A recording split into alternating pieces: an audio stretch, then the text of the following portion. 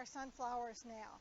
You can plant your seeds directly in the ground, but if you're like here at the library, we don't have a lot of space outside to put seeds in the ground. We are using pots, and I've got nice 5-gallon buckets here that I'm using as my pots. One of the advantages of pots too, in addition to planting where you don't have the ground, is you can move them around. And I will be putting several pots around the library in various places, and we'll compare how they grow and see if one spot is better than another.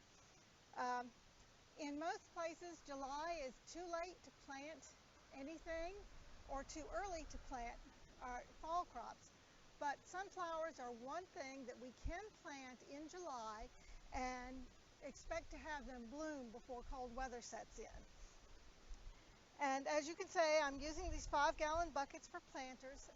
Sunflowers are tall, and they need a deep taproot to support that tall stem and those heavy heads of flowers. So that's why the large bucket, which has lots of room for a deep taproot. I started by adding some rocks to the bottom of my pot for drainage, because sunflowers like good drainage. You could also put holes in the bottoms of your pots, but I didn't want to do that, so I put some rocks in there for some drainage. Then I am using some flower and vegetable garden soil from a garden store. You can use soil from your own yard. You can use potting soil, or just anything you can get at garden store, or like I say, dig your own. And then we add this to the pot. We want to fill it up a good bit. So now I'm going to show you, rather than wait for the dirt to come out of the bucket, we're going to show you here. We've got a bucket that's already been prepared, and this soil is very loose because I like loose soil for those roots to grow in, and that also promotes good drainage. Now the flower seeds I have, we are going to be handing out some seed packets along with some directions for you here at the Ashland Branch Library, and you can come pick these up. So you see that I am using the exact same seeds that we will be passing out to you. And this is a variety of sunflower called Autumn Beauty. They should grow 5 to 8 feet tall, and we're going to start by planting seeds.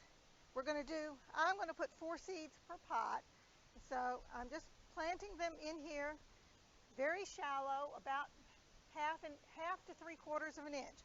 And see, I've already put them in there. You couldn't have seen the seeds anyway on that dirt, so I've already put them in there and just covered them up and tapped it down gently. I'm saving the rest of those seeds for my other pots.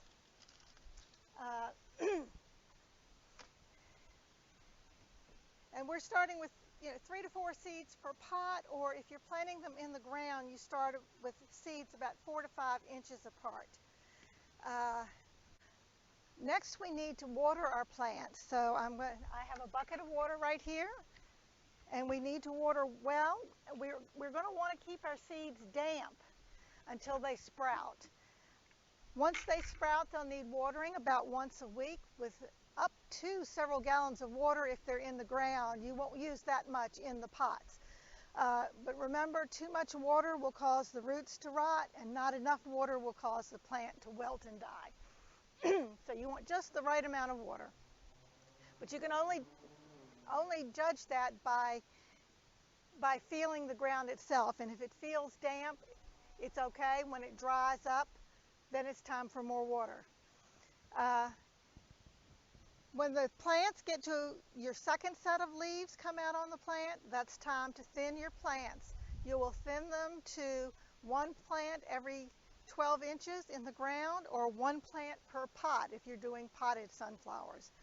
Then sit back and watch your plants grow. It'll take about 2 weeks for your sprouts to come up, and about 2 months before you start seeing a bloom. Okay, Okay, let's go back and review everything online.